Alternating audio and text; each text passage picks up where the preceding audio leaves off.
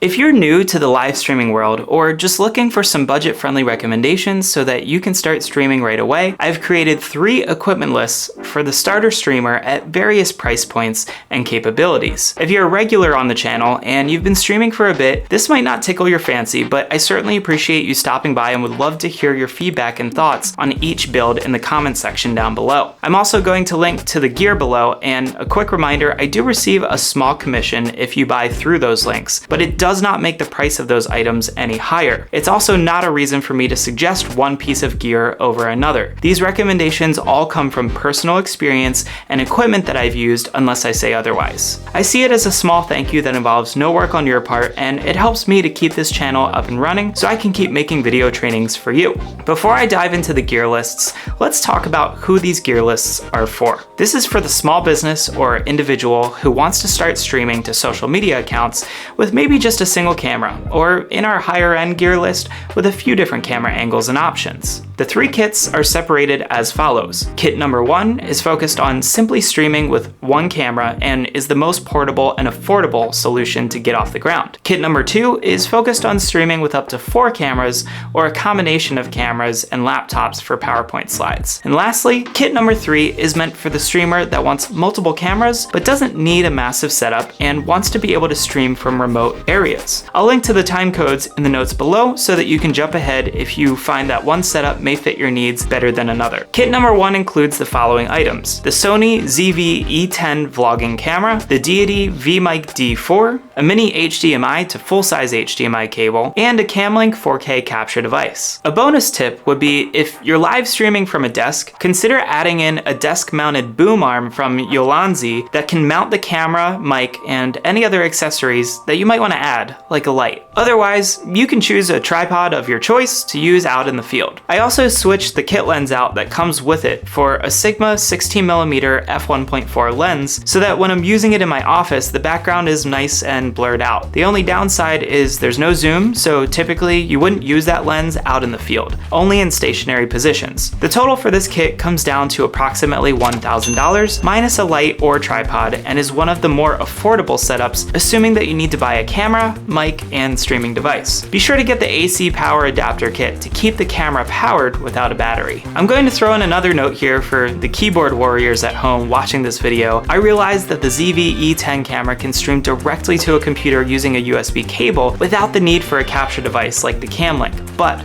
it's important to note that it only streams at 720p. For those beginners at home, this means that you're getting a smaller and lower quality video feed when you could drop another $100 to get a better quality stream with the addition of a Camlink. If you're using a Camlink for streaming, it's going to act as a capture device, not an encoder. So if you're sending a video feed into Zoom or any platforms like Facebook or YouTube that can take a webcam feed, this will work for you. If you're trying to encode the feed and send it to a streaming platform that requires RTMP, then you'll need additional software such as OBS, which is free, I might add, in order to encode the stream and send it to your final destination. Let's move on to Livestream kit number 2. This kit is expanding on the original kit by allowing for multiple cameras. The starter kit that I recommend includes a Blackmagic Design A10 Mini Pro, which has 4 HDMI inputs, allowing you to mix a variety of cameras and or computer feeds, so you could have a combo of 3 camera angles and a PowerPoint laptop. From there, you'll need a multi-view monitor so that you can see what you are actually switching. I like to use the portable monitors from Arzopa. You can usually find a 17-inch screen for $200, and I'll take a mini HDMI to full-size HDMI. These are also great backup second monitors for a computer if you're on the road. Just make sure to get a protective case for it because they're really thin and could break if not properly protected. If you're looking for something a little heftier, the UPerfect monitors take standard HDMI and come in at about $400 for a 17-inch screen. On the camera side, you could use the Sony ZV-E10 just like in our initial setup, but again, these cameras are better for stationary work. If you need a camera that's actively managed, you could make it work with some additional lens choices, but at that point, it might be worth exploring the Sony Handycams, such as the AX5 III at about $1,000 each, which provide a 20x optical zoom, a small form factor, and a micro HDMI output, so be sure to get a micro to full-size HDMI cable. If you want to record your live streams using the ATEM switcher, toss in a 1TB SanDisk Extreme portable SSD for about $100.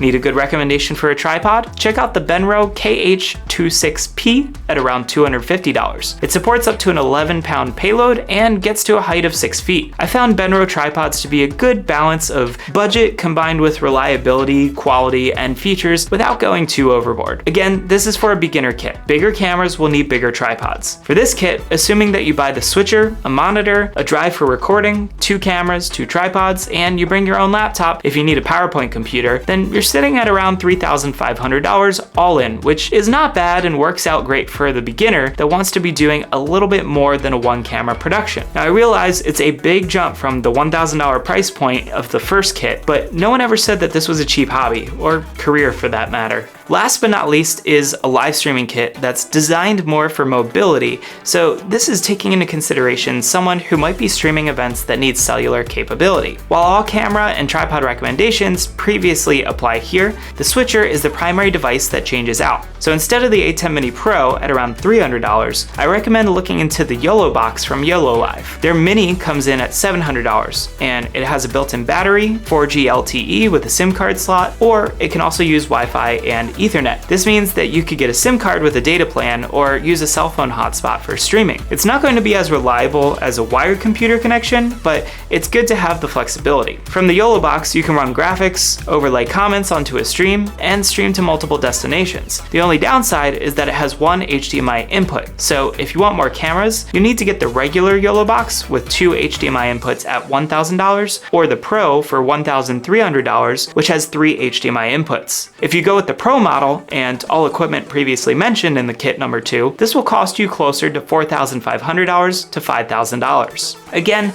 all of these kits are going to be listed below so that you can check out each one for yourself and grab what you need. I'll also reiterate that all equipment mentioned above is gear that I myself have used, so I'm not just picking random things off the shelf. As you get into bigger camera setups, you'll most likely need to upgrade your audio setup to accommodate for wireless lavalier microphones and beyond. If you're looking to dive more in depth into live streaming and learn how the Blackmagic ATEM switchers work, or you want to build a thriving business that pays you what you're worth through live streaming, don't forget that I have an online course where I'll teach you everything that you need to know to build a 6-figure live streaming business. Head on over to streamingmastery.com or check out the links in the description down below. Now, of course, you could take any of these devices and mix and match the gear that I've recommended, but I felt it would be best to show you gear lists that would work for a beginner all the way to intermediate streamer, or what I would just consider to be an over-eager beginner. As you get further along in your streaming experience, you'll start to find that there are more features that you may want, like the ability to have more than one monitor, such as a competence monitor, or a projector that you can run PowerPoint slides to. You'll eventually want a wireless communication system for communicating with your team of camera operators, all in due time, and that's when you can come right back here to check out some of my other videos. Thanks again if you've watched this far, and I look forward to seeing you back here in the next video.